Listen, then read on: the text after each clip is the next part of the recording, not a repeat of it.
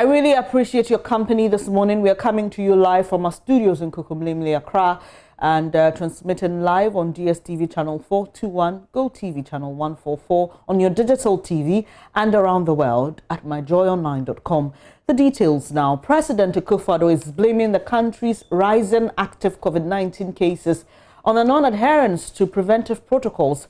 From as low as 300 active cases 3 weeks ago, a rise in daily infections to 130 on average has shot the country's active case count to more than 1,000.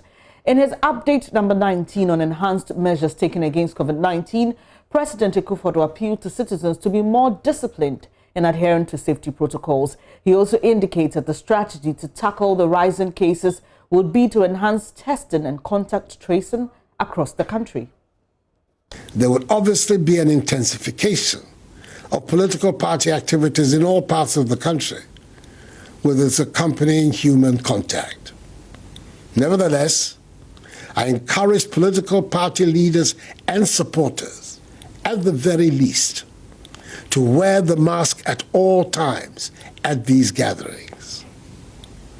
This task is not only for the leaders of our political parties. All of us in the executive, legislature, judiciary, public sector, security agencies, private sector, civil society, professional and trade associations, religious bodies, traditional authorities, and ordinary citizens must do what we can in this period to help minimize disease transmission. We have to maintain in a state of constant readiness the enhanced infrastructure and expertise we have built during the period of the virus to cope with it. I've seen it firsthand how in some regions of our country, some residents are abandoning altogether the protocols, such as the wearing of masks, put in place to defeat the virus. Indeed, the high compliance rate with mask wearing of persons surveyed by the Ghana Health Service in some selected areas of Accra, for example, to which I referred optimistically in update number 15, has, according to a new survey by the same service, fallen alarmingly from 44.3% to 5%.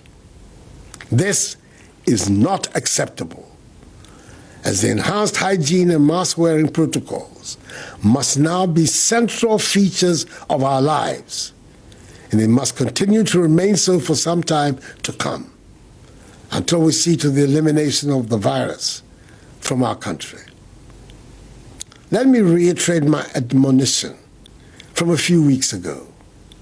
Severe sanctions exist in our laws for persons who want to continue to disregard these protocols, and for those who want to endanger the rest of the population through their actions and negligence. The law enforcement agencies will, where necessary, apply these measures without fear or favor. Well, the ending part of the president's submission, where he speaks about the laws that must be enforced, is a question that we've asked here. If you are a follower of this show or a loyal audience of this show, you know that that's a question we've asked so many people. Why aren't we focusing on the bit of law enforcement? Because education appears to have failed us and advice as well. That's a question we'll be getting answers on in subsequent bulletins. But Ghana's biggest COVID-19 testing facility has opened in Accra. Leiden Medical Laboratory, licensed solely for coronavirus testing, has the capacity to test more than 10,000 samples per day. That's a significant boost to the country's fight against the virus. Here's head of our health desk, Fred Smith, with a report. Okay, there we go. So you open your mouth for me. Open. Do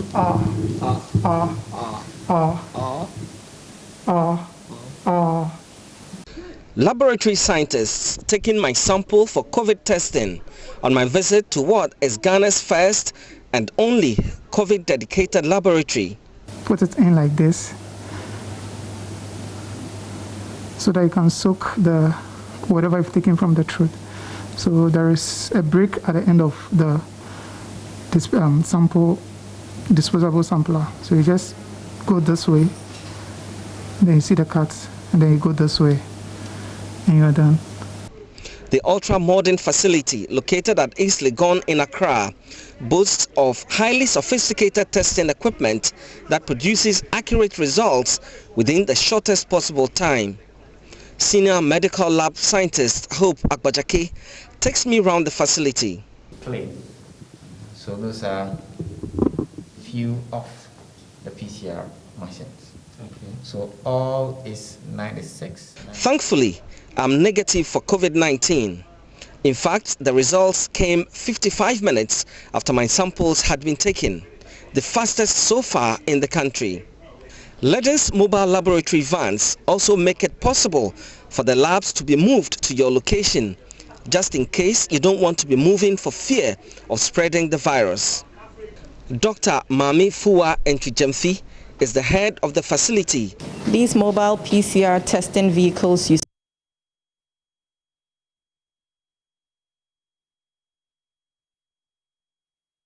were designed for the purpose of testing COVID. It has to be in a way that would be safe, that would be convenient, and that would allow us to meet all the standards required to do these processes safely. The system has been designed in such a way that persons requiring testing make bookings online and appointments are scheduled. The objective is to limit contact as much as possible and reduce the risk of spread. So this is the site. So because you haven't booked yet, I just scroll down. I just book you. Okay. Because I am there already. Yes. So you see. So I need to enter your personal information. Okay. So he's asking for my name, name, all that. Date of birth, my home address, and my telephone, email. Yes. And so in case I'm traveling, then the details are also there. So we'll move on. So if I don't fill in, I can't move on to the next page. Yeah, please do. I should fill in. Yes. All right. May Adaise Hansen is the lab manager and talks about the standards of testing. We have a sample that gives you negative if it is negative. If it is positive, it gives you positive. So that tells you that when your negative control is giving you negative and your positive control is giving you positive, it means that everything is accurate. So your results can be reliable and accurate. And you know that you have a very reliable result here. All right. Dr. Mami Fuwa Entrijemfi is the head of the facility and explains why leading has been set up. We realized a gap in the testing capacity nationally. So we identified certain needs that people who require these services would appreciate if they were addressed. So we decided to go from an innovative standpoint. By that, we have now mobile PCR testing vehicles. So at a client's request, these vehicles can be deployed to undertake COVID-19 PCR testing at a premises of their preference. And these have all of these have gone through due process. We've been licensed by HEFRA. Data Commission has approved our processes. Environmental Protection Agency. Everything has been done to make sure this is done in the right manner. Leden's laboratory provides the opportunity for the country to increase. Now, we're expecting some updates on Ghana's COVID case management from the Ministry of Information anytime soon. Once we are able to get that feed, we will share it with you. Away from that, Chairperson of the Electoral Commission, Jane Mensah, says her outfit is 95% ready for the December 7 elections. Briefing MPs on the plans ahead of the polls on Saturday, she assured the EC is ready to deliver a credible, free and fair election.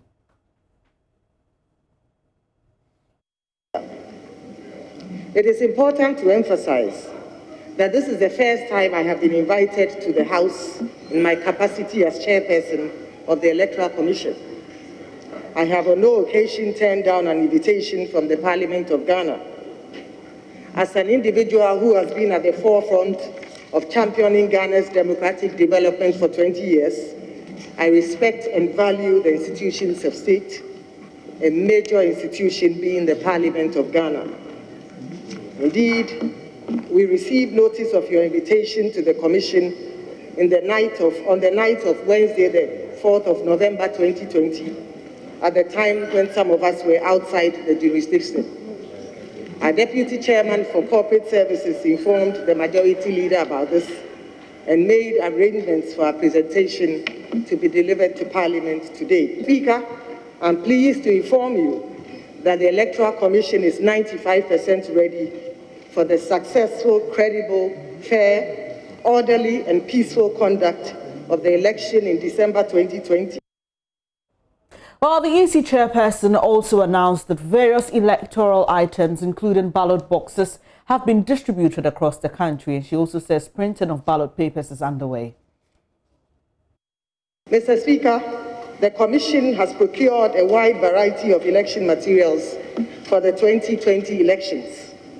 These include ballot boxes, stationery, tampering pads, identification jackets, rechargeable lamps, indelible ink, educational posters, seals, to mention a few.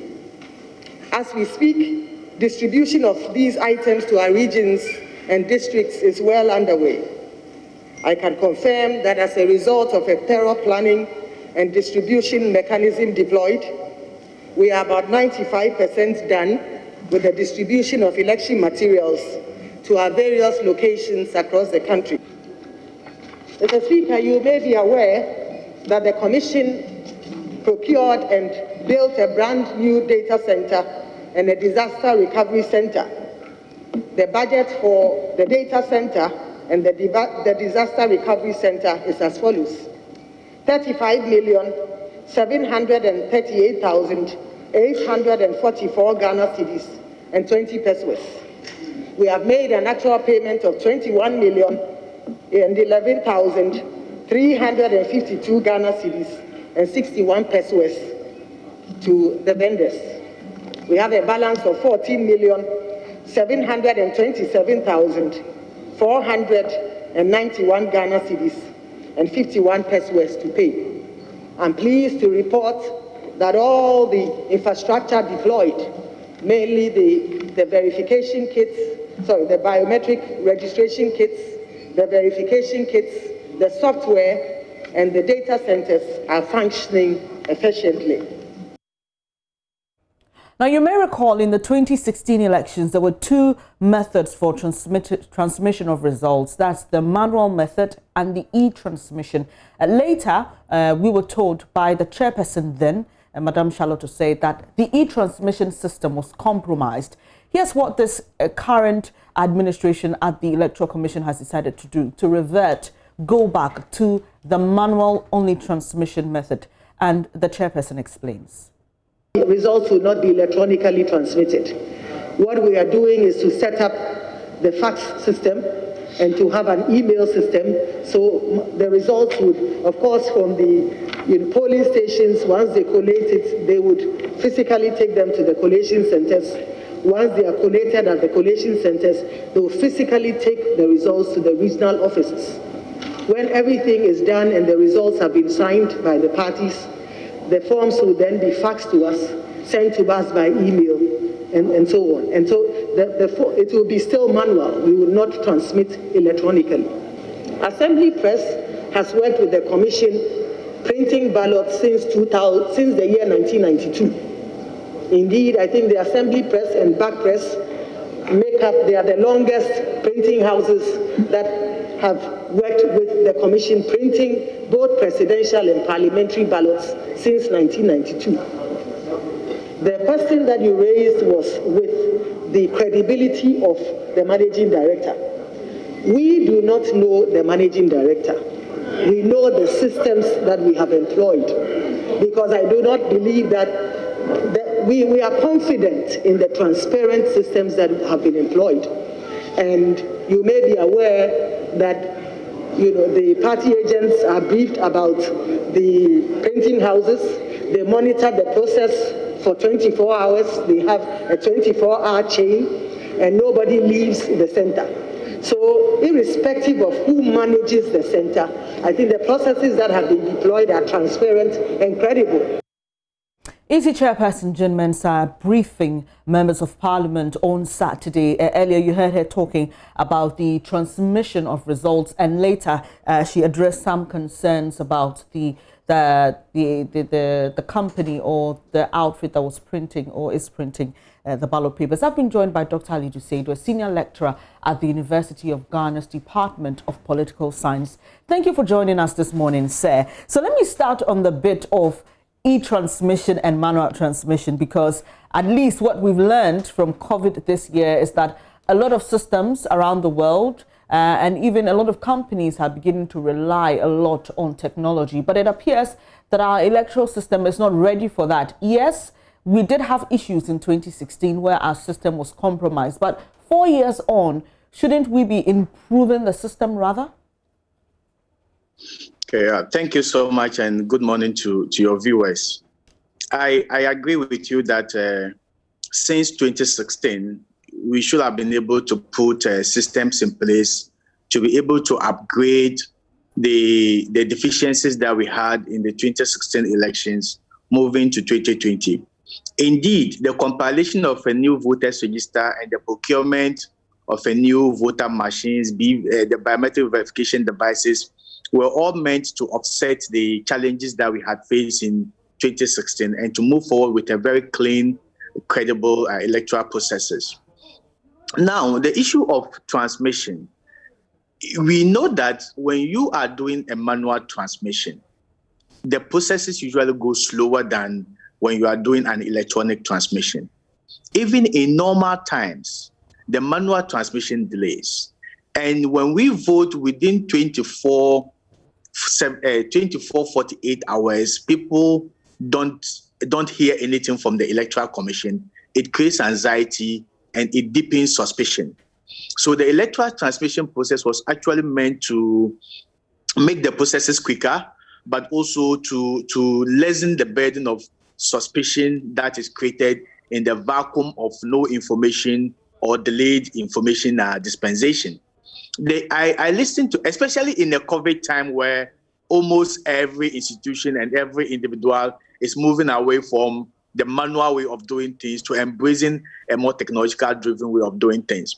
I don't know why they said they are moving away from the electronic transmission. Maybe people believe that electronic transmission is highly prone to interference and hacking. And once we know that, we should be able to build mechanisms that could build a very strong firewall around the machines that we use so that we should be able to minimize that process. But we're not listening to Madame Jean Mensah deliver her speech in Parliament. She said they were going to use manual and it's going to be fax. They are going to use the faxing system, but also email. I'm not sure whether email doesn't pass as an electronic transmission of results. Okay, I think can still. I had the same question on my mind when I was listening to her, but I think what they're going to do now is that they're actually going to send scans of the forms, and so not key into a system. So it's almost like another version of the hard copy, if you may. Okay, so if they are just so they are not typing. They are just going to the document that the sheets that they have signed, the pink sheet, maybe they'll scan it and then email it as an attachment. Maybe if that's the case, then maybe that's better. But if they're going to input it electronically and then send it to the EC at the national headquarters, it comes down to the same thing. That people can still compromise it. All right. But I believe. Sorry. Please proceed. Yeah. So I believe that the best way we should do moving forward is to embrace technology and then try as much as possible to strengthen the technological and electronic processes so that we are able to minimize the level at which it can be hacked or the level at which people can disturb it, so that we make our electoral processes move very, very, very faster, especially in developing democracies where people have a lot of issues with trust and with election management body and state institutions. A serious delay in the electoral processes and the announcement of the Resource Act, it should be can create serious anxiety. We saw what happened in 2016, and we don't want to repeat that in 2020. And in this year, the stakes are so higher compared to what we had in 2016. So people are already looking for a fault. People are already looking for an opportunity to present their case. So I don't think the EC should give people the opportunity to actually seize the moment and then go the direction that they wanted to go.